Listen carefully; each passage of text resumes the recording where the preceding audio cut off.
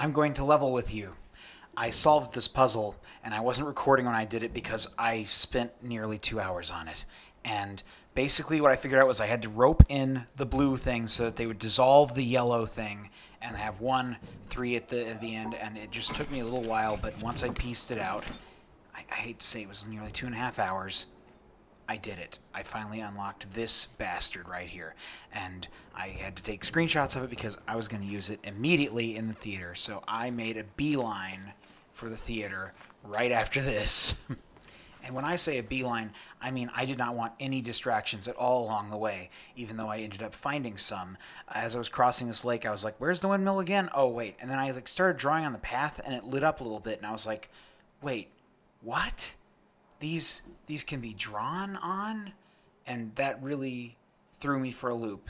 But we'll get to that later, and I'll show that footage a little bit slowed down so you can actually follow what I did. I kept trying to draw on the bridge. I found out the shadow of the guy there was juggling. But in any case, let's look at what the theater actually had to show us.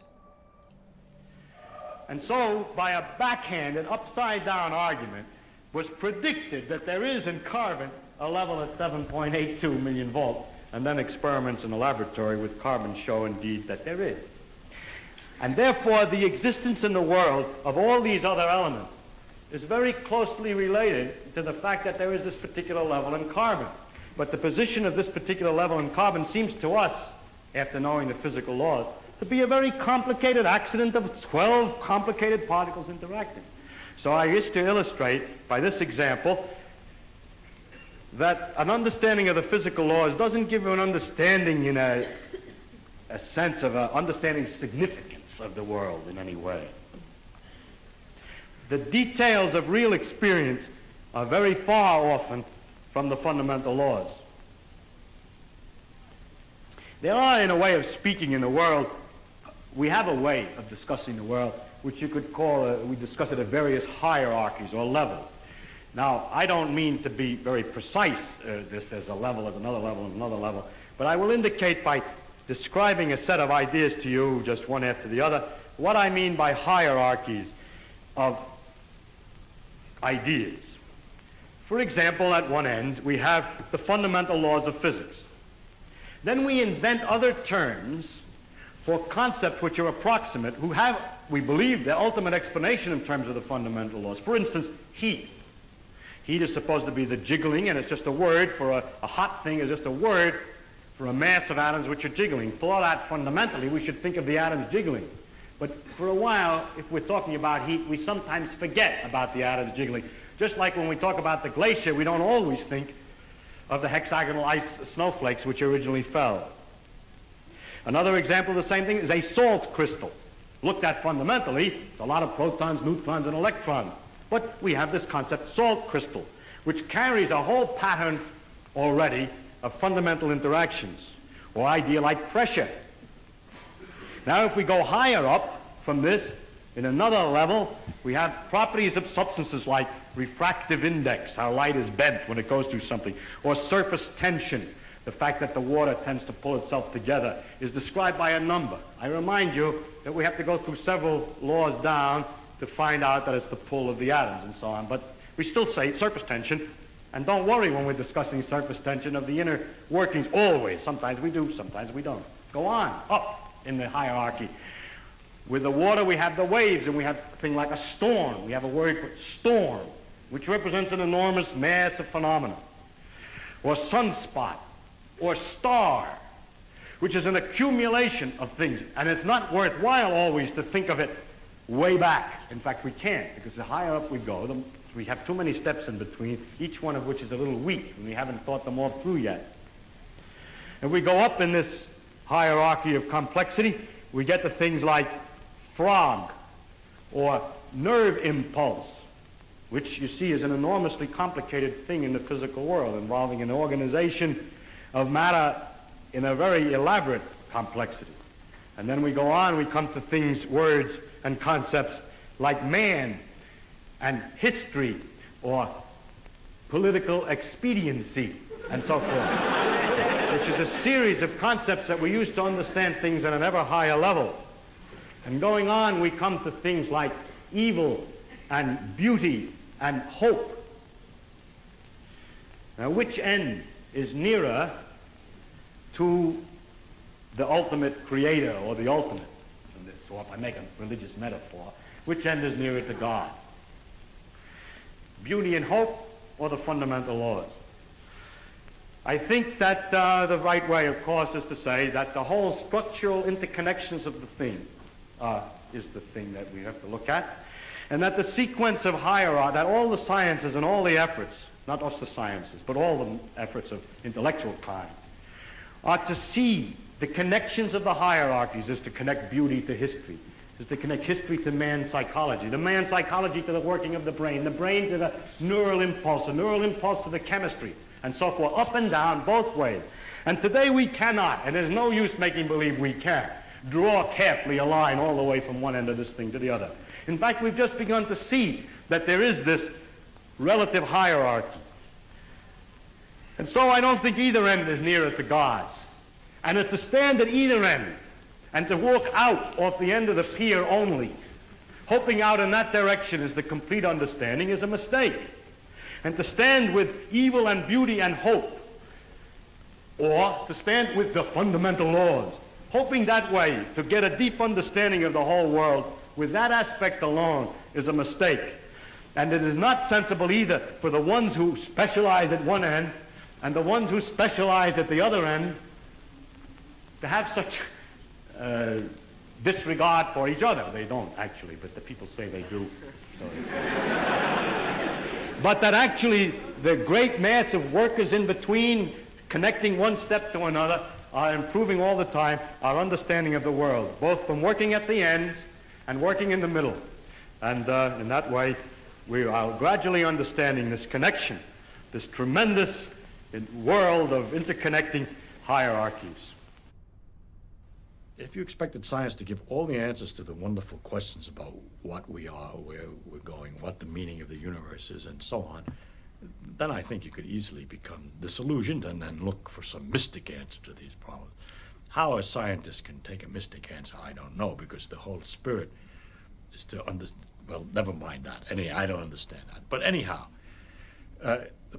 if you think of it, though, the way I think of what we're doing is we're exploring. We're trying to find out as much as we can about the world.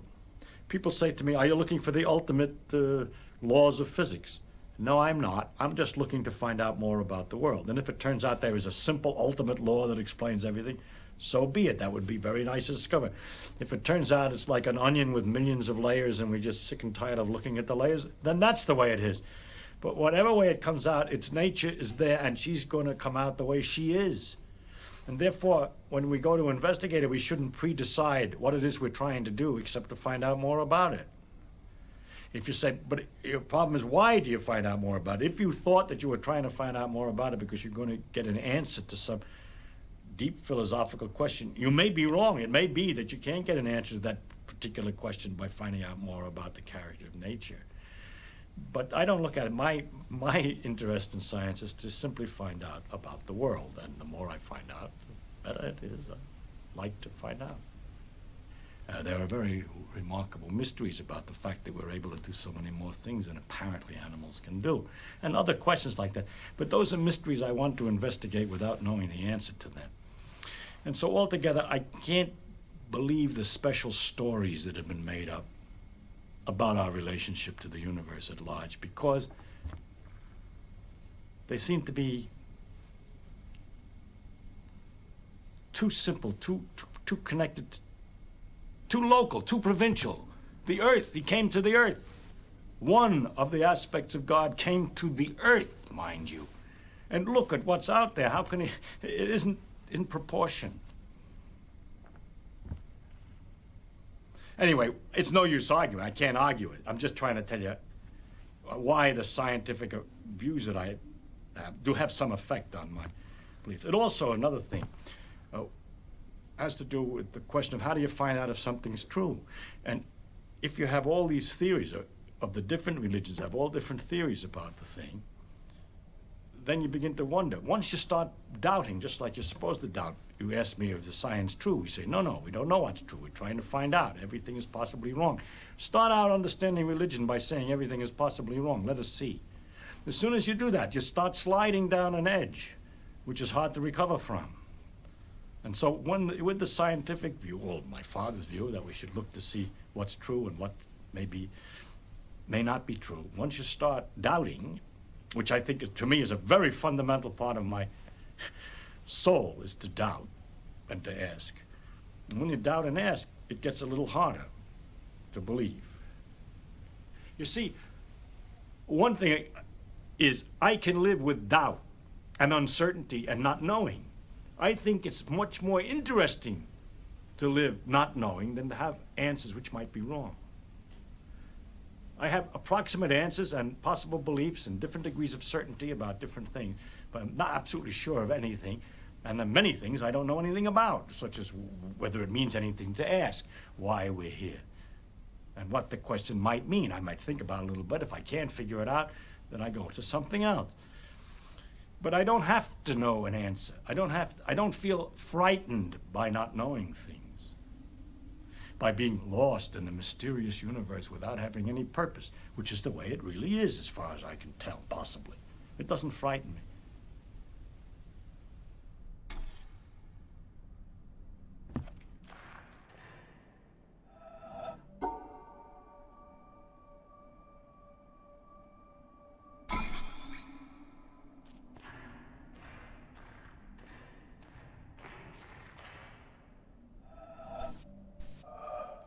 All things considered, that was a surprisingly long little film there. But beyond that, I then went into this back area and I found these puzzles and I started to try to brain them out. And I'm like, wait, all I have to do is make 2 errors and I open the door. Cool. So I did that to open that door, and then that took me back into this area where I found a shipping container, and that caused me to want to solve the puzzle in the shipping container, which I did pretty fast, all things considered. I just sort of looked at it and I was like, yeah, okay. And there you go. Done. Ta-da. And then that led me to this double arrow, and I've only encountered a single arrow before, and I wasn't sure what I was supposed to do, but for some reason that worked, so yay. What those arrows actually mean, I don't know. But then I looked at this hole in the wall, and I was like, wait. Come the frick on. It's another one of those lines. This led to me doing way too much experimentation, which didn't give me much of anywhere. I ended up getting on the boat and then sailing away and then trying to draw lines on stuff as I was on the boat. And I came across a couple different things that were backwards. And I was like, well, I can't solve them going this way. So then I stopped the boat mid-travel and turned it around, which thankfully is a thing you can do. I'm very glad that, you can just dynamically start doing this. And I drew along this line, and very cool, got to the end, and then bam, big explosion, and I have no idea what the consequences of any of that were. And then I tried drawing on these things, but I can't quite seem to get a good grip on them. I'm not sure why. Maybe you can only draw on them when you're sailing away from them. That's what my guess would be, is you have to pass by them completely for all the cargo containers and stuff inside to line up. Also, I found an audio diary. The concept of a clock enfolds all succession in time. In the concept, the 6th hour is not earlier than the 7th or 8th, although the clock never strikes the hour, save when the concept biddeth. Nicholas of Cusa, 1450. By this point, I've basically turned my office at home into a puzzle-solving studio. I'm surrounded with papers and documents, and I've got MS Paint, and I've got a tablet that I'm using to draw on, a Wacom Cintiq, and I'm drawing lines on it to try to connect the dots in the puzzles, and it's really intense, the amount of effort I'm putting into these, but I'm able to solve these faster than ever because of this technique. And I was super proud of myself for, getting this established network together that lets me solve these puzzles as fast as I can. But then I came across this soundproof room. I'm not going to lie. I don't know what I'm supposed to do in here. If you have any idea what I'm supposed to do in here, leave a comment, because I'm genuinely lost. I thought maybe I need to make a sound wave because it's a soundproof room. Haha, I get it. Speakers make sound. Or maybe I'm supposed to go small to large, but that doesn't work, so I need to go large to small, but I can't, because if I did that, I would cut the path off. So it's like, what am I supposed to do? I don't know. I really don't know. I don't know what the purpose of this room is. I can't figure it out. I mean, if it was sound waves, that would be one thing, but I don't know. Just totally lost. So leave a comment if you know what I'm supposed to do here. and I'll continue posting awesome videos of me solving puzzles very fast. All right. Bye-bye.